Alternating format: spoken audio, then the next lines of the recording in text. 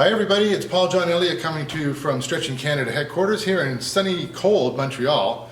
I wanted to talk to you today about the stretches for pec and pec minor.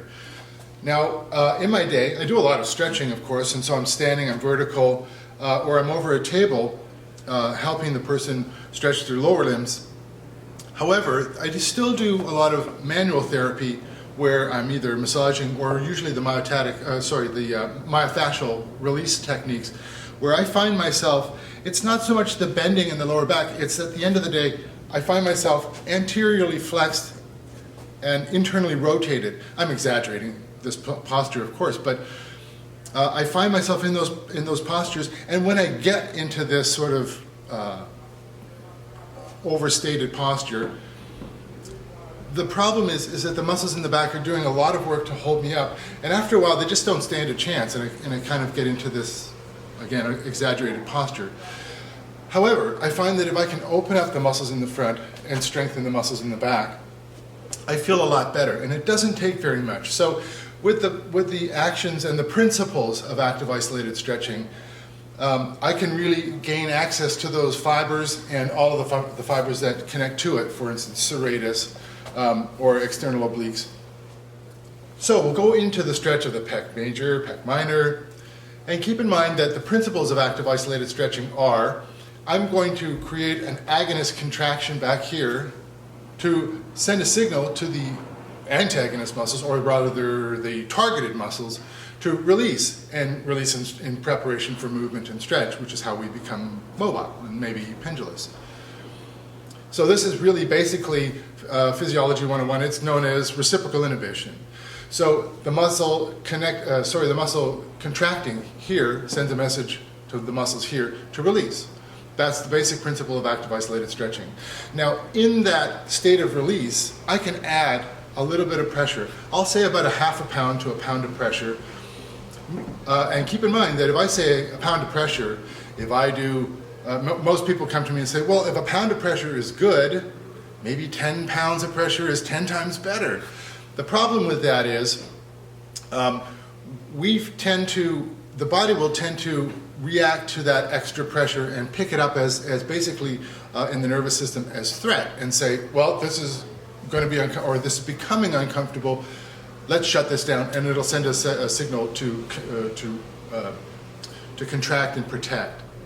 So it's basically becoming, that kind of extra pressure becomes the same thing as me just hanging here. I feel it in my pecs, it's sensory rich, of course I'm going to feel it here. The problem with this, in terms of active isolated stretching, is that if I'm just hanging here, which does feel a lot, or if I'm in a door frame, the problem here is that the muscles that are actually holding me up, or a portion of the muscles that are holding me up, are the very same muscles that I'm asking to stretch. Now, according to Sherrington's law, a muscle will do either one thing or the other. It'll either contract or it'll release. So here, if it's actually contracting to hold me up in a state of eccentric contraction, it's not going to allow itself to stretch. It'll elongate under eccentric contraction, but the optimal word there is contraction.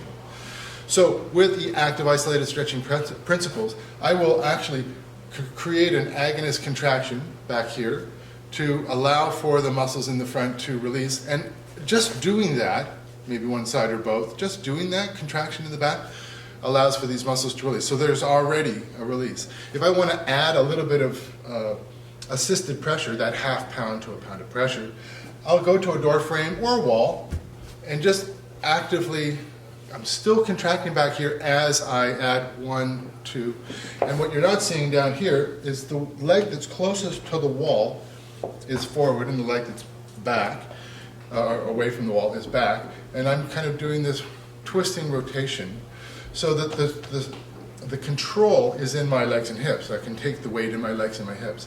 So as I come towards my door frame, I'm actually still reaching back as far as I can go, and then just dropping and rotating. 1, 2, inhale, and as I exhale, add that 1 pound of pressure. How do I quantify a pound of pressure? It's really hard unless you go to maybe a market and you put your hand on a scale, and you'll find that it's really not very much pressure. So the best thing I can come up with, let's say I'm stretching my neck, which is going to be the neck stretch, by the way. If I have, say, a raw egg underneath my hand, a good solid raw egg, I can have the pressure applied affecting positive change in the stretch, but without cracking that egg or breaking the egg all over your head. So a half pound of pressure is going to go a lot longer over a series of stretches.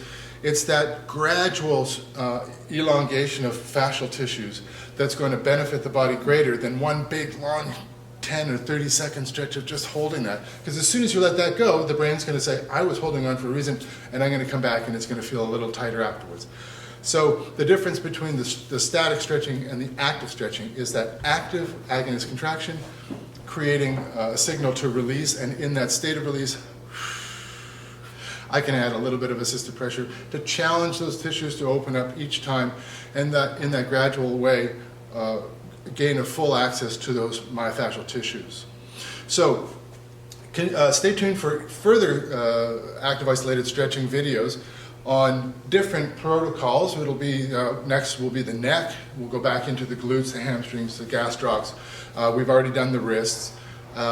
So Paul Elliott from Stretching Canada here in sunny, cold Montreal. Take care, everyone.